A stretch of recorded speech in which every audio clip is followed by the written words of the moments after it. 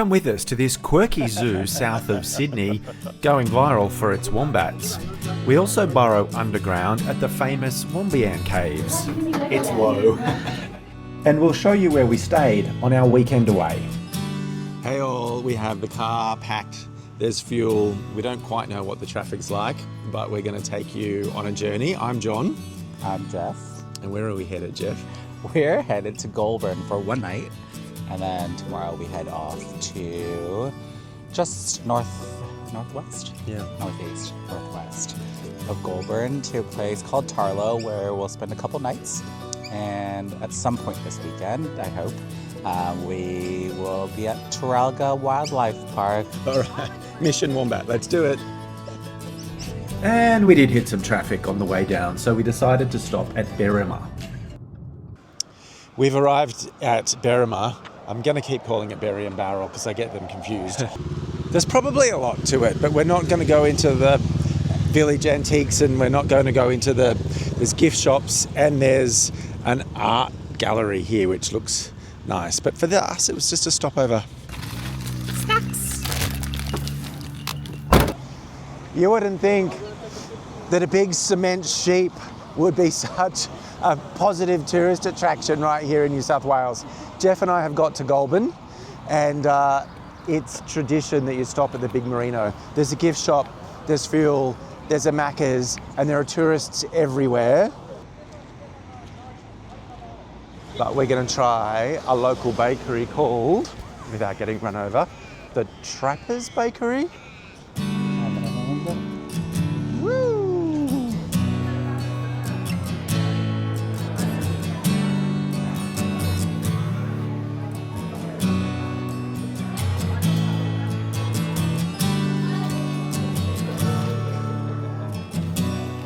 In Goulburn itself, we stayed at the Heritage Motor Inn. It was clean, it was quiet, there is an on-site restaurant. Keep in mind you're not actually in town, so you would need a car to visit the Goulburn High Street. Coffee's pretty good.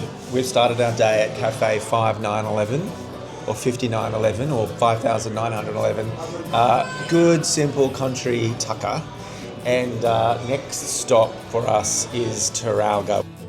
The tractor! Head north from Goulburn on the Oberon Road. The park's $25 for an adult or $55 for a family of four. We got a photo taken.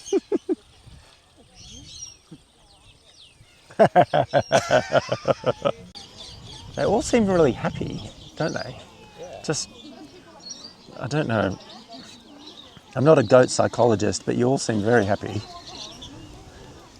Let's go to the elephant, or maybe the wombat, in the room. Like wildlife parks across Australia, Taralga has a close-up encounter with an animal. You get to hold the wombat. Although these animals were raised in captivity, the wombat hug isn't guaranteed. But my impression is these wombats, and there are several of them, were really chilled. A zookeeper monitors the experience the whole time.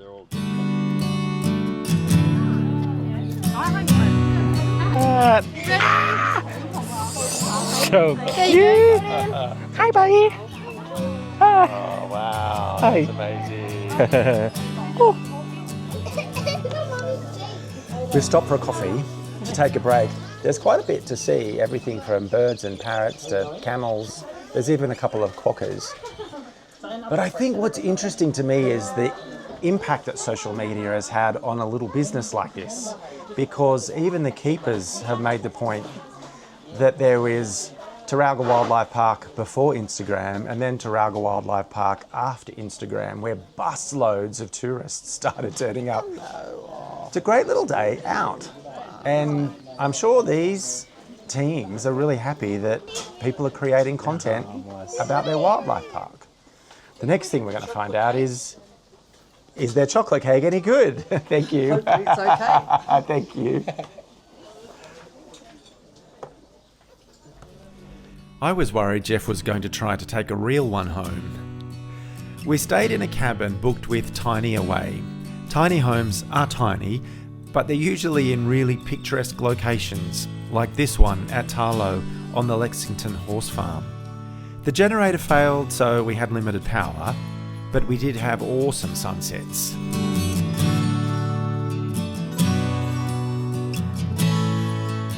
On Sunday, with wombats out of the way, the next attraction we headed to was the famous Wombeyan Caves, about an hour's drive from where we were staying. We're going to take you into two caves, the Wollondilly Cave and the Fig Tree Cave, which is self-guided. But a short walk from the Visitor Information Centre is this, the beautiful Victoria Arch.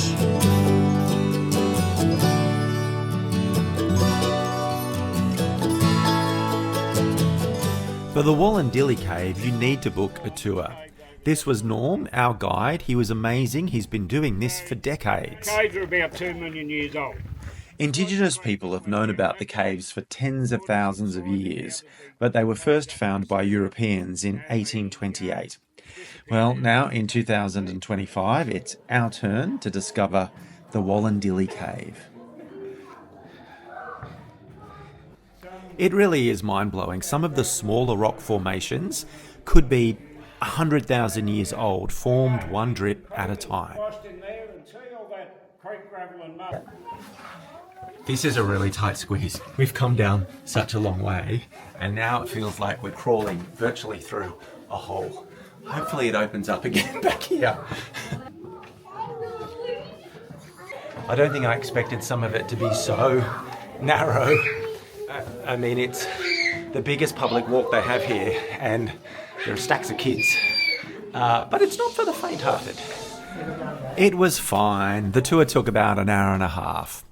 Now let's go to the Fig Tree Cave, where you can access it with a silver token bought at the Visitor Information Centre. If you want the cheaper option, don't be fooled because it's still really impressive. Well, I think it was $20. I'll double check that. $20 for the Fig Tree Cave, or get two caves for $33. The lights and recorded tour in here are triggered by motion sensor. The natural processes of erosion and breakdown of the rock may lead to the complete destruction of the cave. It was really well done, and there were fewer stairs and fewer tight spaces. After this, we headed back to our cabin for our final night away on our long weekend in Goulburn. It's very, very, very peaceful. The power did go out. So, but hey, that just made it all the more mindful. We had the stars over our heads, even if we didn't have lights in the cabin. What did you make of it, Jeff? It was peaceful, very mindful, very demure. Cars packed. We might do a stop off on the way to Sydney, but for now, this is bye from Kerro Travels.